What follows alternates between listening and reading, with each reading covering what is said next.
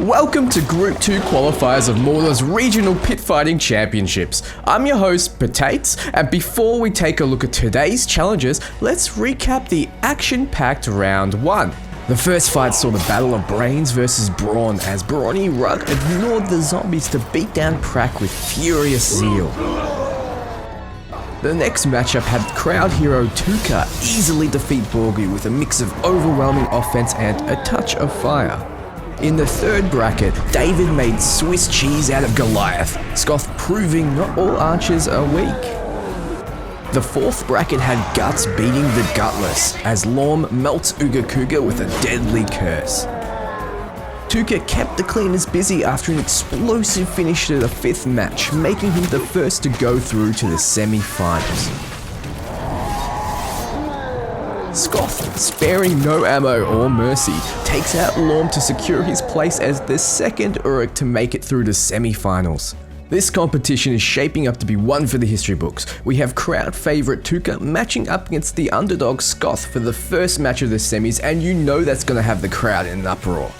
So a win in the first round will get you into the second. A win in the second will get you into the semi-finals as a fully qualified contender. So 6 qualifying matches overall today. There are 4 qualifiers overall, with this being the second. So today's semi-finalists will join Tuka and Scoth, and the next 2 qualifiers will bring the total to 8 semi-finalists. At which time viewers at home can vote on who they think will come out on top. A right prediction will win one viewer a game of their choice to the value of $50 USD. So make sure to keep your eyes glued to /Potates.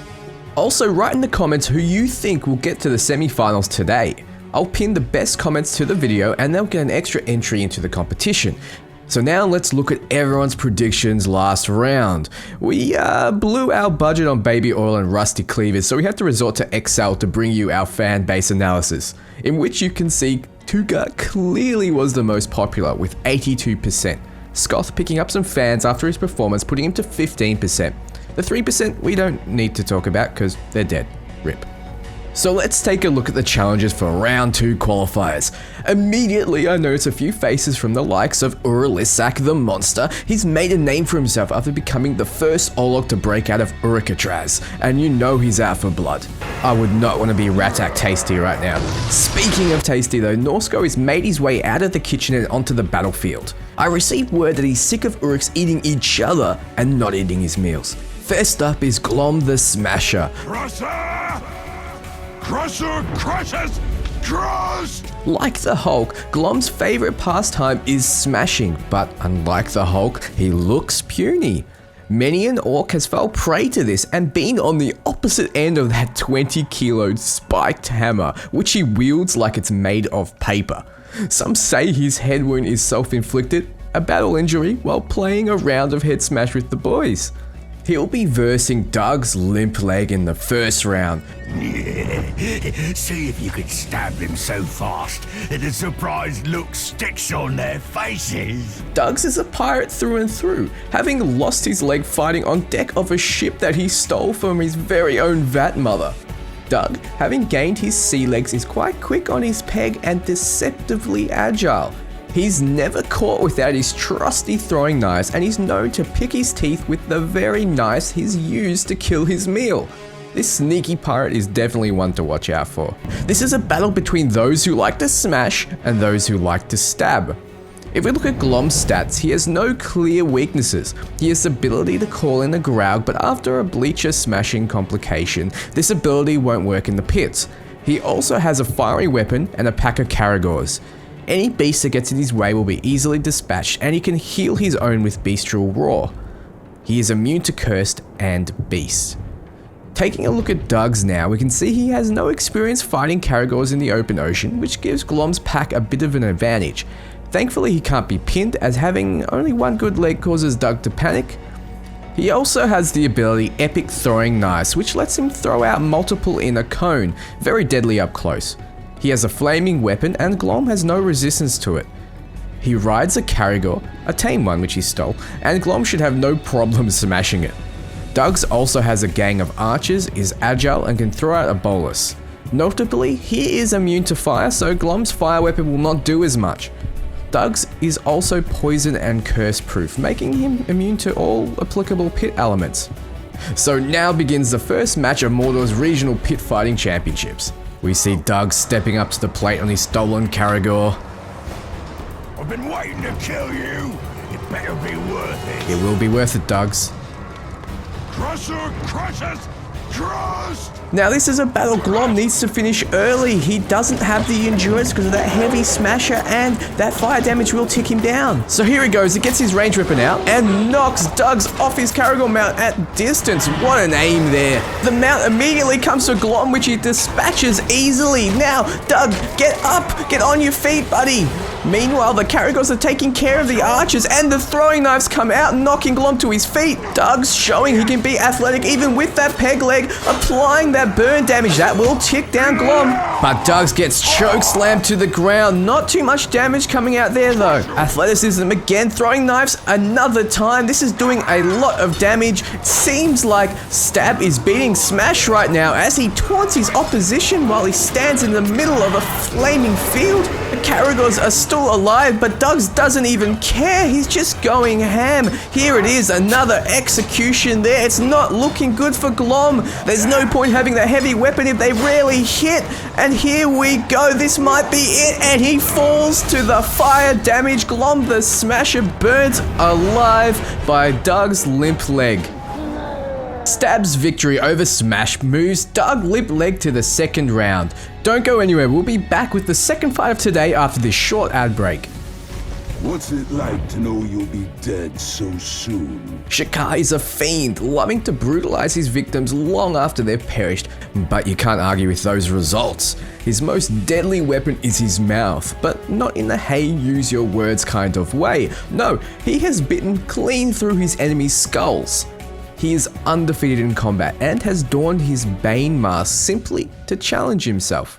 He will be facing Norsko the Cook, and like I said, he has a score to settle with the ungrateful Orc of Mordor. I do hope you don't die too quickly. I like to play. His eatery has earned 5 chef hats, but that's just because he's killed the other chefs. He is just as precise with his cleaver, whether he's chopping into something dead or alive, knowing the perfect spots to strike in order to cleanly butcher his opponents.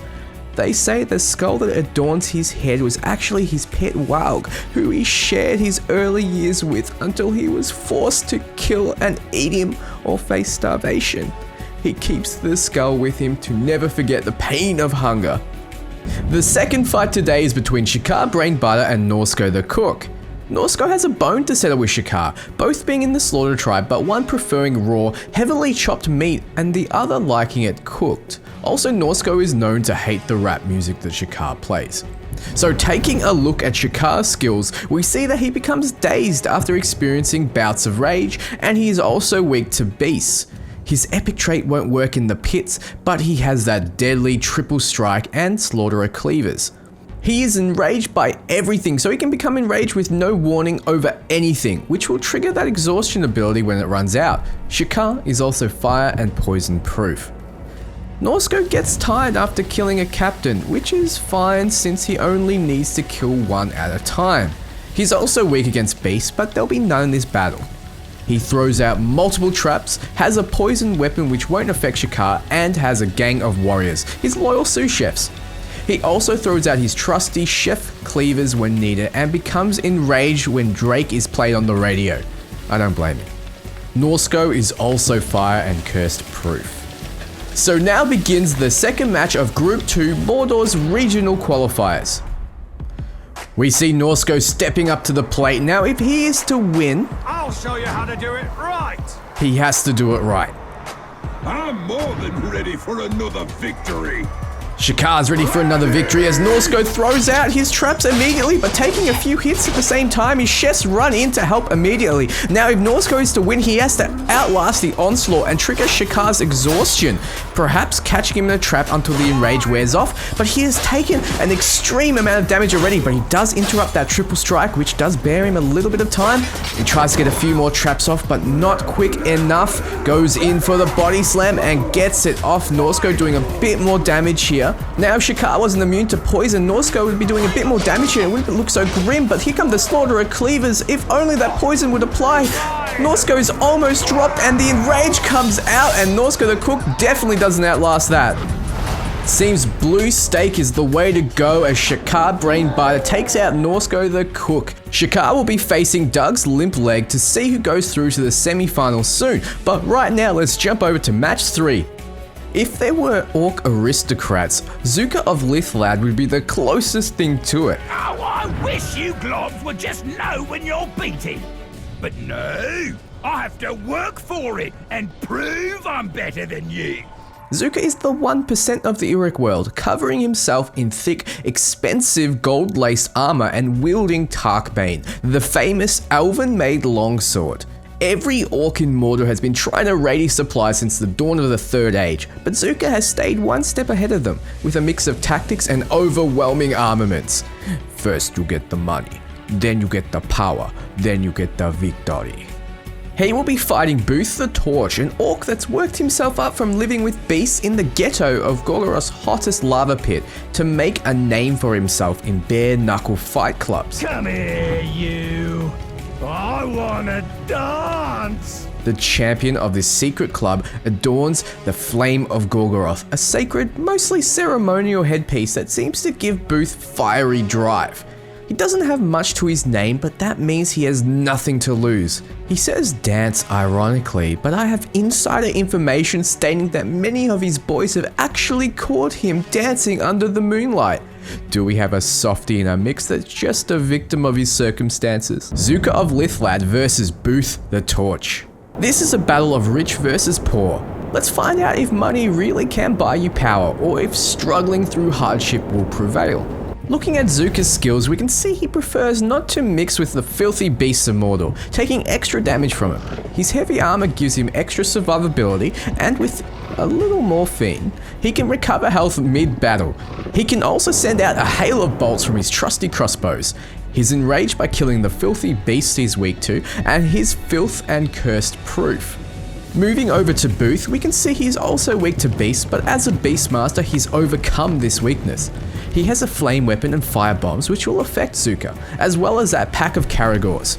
Booth is immune to fire since he grew up in it, and is immune to cursed. So let's begin the third match of Group 2 Mordor Regional Qualifiers. So Booth steps up to the plate, wielding that flaming sword. Woo, I do like it when they act big. Booth pointing out his disdain for the rich. You gonna fight me or talk me to death? Zuka eager to get into it. Wasting no time, Zuka immediately shoves that sword into the side of Booth, brings out a bomb. The Caragor attacks before he can capitalize on it. That is not good for him. Booth wants to make sure his Caragors don't die so Zuka doesn't get enraged and goes absolutely ham, but this time he doesn't. This Caragor tries his hand as well. These Caragors need to deal damage before they die, or the enrage will cause problems for Booth. Maybe it won't, as the last one dies and he doesn't enrage. Zuka looking much more healthy as that armor is keeping him safe, and Zuka's blade cutting clean through Booth. Again and again they trade blows, but Zuka is coming out on top of this trade, but he catches on fire. Is this the chance Booth needed? Get in there, son. There is the choke slam that does wear the fire off, though maybe he should have gone for another attack. Zuka slowly recovers and pulls a bomb out, stunning Booth. This is his chance to get some damage in. One hit. 2 hits, and then is retaliated against. Misses his third, misses his fourth, goes for a fifth and misses again, blocks the next attack, slaps him around, looks at his opposition, says here's another hit for you, and here is the final blow. Zuka mopping the floor with Booth, proving that money really can buy power. So with money beating poverty down, Zuka of Lithlad moves on to the second stage. Taste it! Taste it! Taste it! It's so fantastically tasty! He's small, he's strong, he's quick, and he's tricky. The common misconception though is that he's an insane, bumbling mess. The truth is that he just loves the taste of victory and gets overwhelmed when he senses it coming. He keeps a flask of his enemy's tears on his belt at all times, so when the mood gets a little less tasty, he can buzz himself right back up again. The spiky crotch protector isn't for his protection, no. Many lives have been lost to Ratak's dreaded hump of death. Let's hope he doesn't have to use it today. The poison he dips his claws and spears into is a mix of Deathbane and his poop. The poop serves no real purpose, but it does seem to bring him joy, and in the end, if you can't take joy in killing, then why even bother? He'll be facing Urlisak the Monster, whose title started off as an insult, but he now adorns with pride. I fight for Mordor, and I will win for Mordor. After it was found that he possessed a heart of kindness and compassion, the Orc settlement turned on him, calling him a monster, chasing him to his tower and burning it to the ground. His vat mother was killed in the fire, but Urlisak survived. Something changed in him that day, like a light switch flicking off. One by one, the Orc that destroyed his life were hunted down and burnt alive until you could see the fire on the horizon no matter where you were in Mordor. He uses his trusty flamethrower, which he has named Bernie, and his flaming mace he is named Steve. No one knows why. Next up is Ratak Tasty versus Urlisak the Monster. This is a matchup between someone that takes life a little less seriously and a monster who prefers to burn it all down. So taking a look at Ratak's skills, we see that he's terrified of ghouls. I don't blame him, but thankfully they are banned in the pits. He is also deceptively strong and dons poison weapons. Taking life a little less seriously, he employs tricky smoke bombs and feral claws. He is also cursed and beast-proof. Notably though, he is fireproof, which will help him against Urlisak, who truly is a monster with no exploitable weaknesses. He has worked with fire to great effect, so his Bernie and Steve do extra damage. Being a berserker, he will fuss rodar his opponent and rampage when they are close. He can also be enraged without any notice and when at low health. Unsurprisingly, he is immune to fire, but not poison, so that and Ratak's fire immunity may give him a chance. So let's begin the fourth match of Group 2's regional Mordor qualifiers. The monster steps up to the plate as Ratak taunts the crowd. Now you face a true follower of the Dark Flame. And when he says flame, he means it. Can't you taste it? Can't you just taste it? So tasty! Tasty can taste his victory as he goes to pull out a spear, but is immediately fuss rodared by the monster. If Tasty is to win, he needs to keep the monster out of range, avoid being terrified by the fuss rodars, and needs to keep that poison damage ticking the monster down. Ratak keeps the monster at range, is what he needs to do. He keeps throwing those spears, is doing a lot of damage, but a firebomb comes out. Even with the immunity, Ratak's taking a bit of panic damage, gets fuss rodard again. Monster comes in close, does a tremor, but takes a bit more spear damage as Ratak gets in close and ignores the flamethrower. The spear lodge in his head has enraged the monster. Is this where he comes back? This is going to be so close. He just needs to keep hitting Ratak Tasty. He needs to keep the damage up and maybe he can come back from this overwhelming loss here. The poison's ticking him down, and is this where he drops? He does. Urlisak the monster taken out by the underdog Ratak Tasty. Why so serious? The crowd screams as Ratak moves on to facing Zuka of Lithlad to determine who will move through to the semi-finals. We'll be back with match 5 between Doug's Limpleg and Shakar Brainbiter to determine who will make it through to the semi-finals after this short ad break. The eagerly awaited battle between Doug's Limpleg and Shakar Brainbiter is about to start, and while they get ready, let us recap the victories that got them here. Match 1 had Doug's burning Glum the Smasher alive, suggesting that smashing might not be the best way to kill. Match 2 had Shakar cleaving Norsko's neck right open, and let me tell you, there were a few people who left the audience in disgust as Shakar feasted on his enemy right then and there. If we take a quick look at Doug's skills, we can see that he has a Caragor mount, flame weapon, gang of archers, and epic throwing knives. He is agile and immune to all pit elements, whereas Shakar is vulnerable to beasts but immune to the fire that Doug puts out. Shakar is also enraged by everything but will be dazed after it wears off, so if Doug's is to win, he has to outlast Shakar until he is dazed and then unleash the pain. For Shakar, he needs to get in close, deal a lot of damage with that triple strike and finish it while enraged. So the combatants are ready, now we begin round 5 of Group 2 Mordor Regional Pit Fighting Qualifiers. Shakar steps up to the plate wielding his twin axes. Think you're tough, eh? We'll see about that. Shakar's all about action and not words. You must be eager to die. Those are fighting words as he immediately gets pulled off his Caragor. Now this is a blessing in disguise because to be truly agile, he needs to be off that Caragor and choose his place to strike. However, he needs to dodge these triple strikes, not take him to the face as he takes a lot of damage cause that Caragor was in the way. But now that very same Caragor charges in to deal some damage but immediately gets killed. Shakar stops to see his handiwork. Doug should be attacking right now, only gets one hit off before he dodges the next and takes another triple strike. Doug's, you need to be avoiding these attacks. Rolls over Shakar, does an attack from the back, but they both trade blows. Doug's is not looking strong right now, gets an attack in the back, but triple strike to retaliate. Doug's does skillfully dodge those and dodges the next, but Shakar gets out his cleavers and does a lot of damage. This is not looking good for Doug's as he dodges the next attack. They trade blows, but the triple strike finishes him off.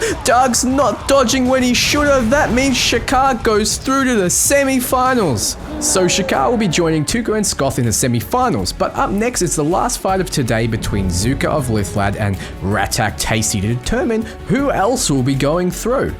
It seems like no matter where Zuka goes, he can't avoid being pitted against the filth, as Ratak not even bothering to clean himself up for this fight. If you look at the kill cam, Zuka is forced to clean out Booth with a solid whack of his blade. So what got Ratak here? Well, we can see he easily can take down monsters with a mix of his strength and a little bit of poison.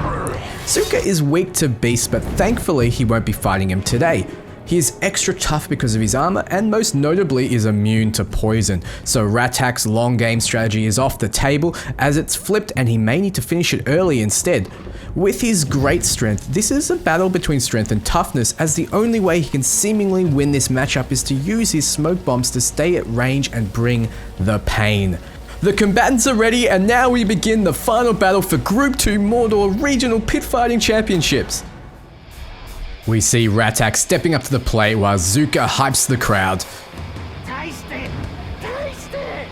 It's so fantastically tasty! Ratak tasting his victory. You don't look like you can defeat a Caragor pup. Zuka's not wrong as a boo from the crowd distracts Zuka. Ratak runs in to capitalize and lodges his spear into the back. A cheap shot, but nothing is cheap when so much is on the line. Ratak needs to keep his distance if he is to win and not take those bombs. Zuka takes advantage of the stun and choke slams Ratak to the ground. Ratak in a bit of trouble here now that he's close to the 1%, but he doesn't let that get to him and keeps lodging his spear. Zuka gets wise and starts dodging. Ratak gets wise and starts dodging back and uses his smoke bomb to stun Zuka. Zuka taking quite a bit of range damage now. This is the position Ratak wants to be in. He goes for the epic determination, doesn't get morphine off, continues to take shots. Ratak unrelentingly throwing those spears, dodges the next round and uses the smoke bomb to stun Zuka. Zuka's stunned right now, gets taken out by the feral claws. This is going to give Ratak some health back. This is exactly what he needs. He's not at range right now, but it doesn't matter. He lodges that spear into the neck of Zuka right now. Zuka's health is low. He needs to get in there quickly, but he's just not able to close the gap for long. Ratak tastes victory, so it just goes swinging, and there it is. Ratak Tasty will make it through to the semi-finals. I hope Zuka had a will, otherwise that's all gone to Ratak. What an absolutely unexpected outcome from this group of misfits today. I'm glad I didn't bet money on today's matches, as I think many people would have gone the way of Zuka, losing everything. So Ratak's win secures his place in the semi-finals against Shakar Brainbiter, both very strong combatants, and this commentator has absolutely no idea who will take this, as Ratak has proven he can take down combatants much more favored to win than him, and Shakar has shown that he is absolutely relentless, getting huge damage off very quickly. Shakar and Ratak now join Tuka and Skoth as they will be back after our next two qualifiers to determine the next 4 semi-finalists. Catch me live Sunday 2 PM PT on Twitch for your chance to be a part of choosing which orc will be entered into round 3's qualifying matches. Believe me, it'll be a lot of fun. Keep in mind I will not be streaming on YouTube, so be sure to subscribe to me on Twitch to make sure you catch it. Once again, be sure to keep your eyes peeled to /Potates, and if you're subscribed, hit that little bell button too. It will ensure you know when I post the latest videos. You'll have the chance to win a game up to the value of $50 USD. Ratak, Shakar, Skoth, and Tuka will all be voted on, so leave your thoughts in the comments. Once again, random comments will be pinned and gain extra entries into the competition. So join us Sunday 25th of Feb, 2 PM PT on Twitch to be a part of the choosing, and soon on YouTube for the third round of qualifiers. Thanks for watching, guys. I had a lot of fun making this video and I hope you enjoyed it. If you did, be sure to hit that like button, subscribe, and click that little bell below. And if you haven't already, be sure to join my Discord. It's full of fantastic like-minded individuals and you get to talk to me directly as well. So I'm Potates and I'll see you next time.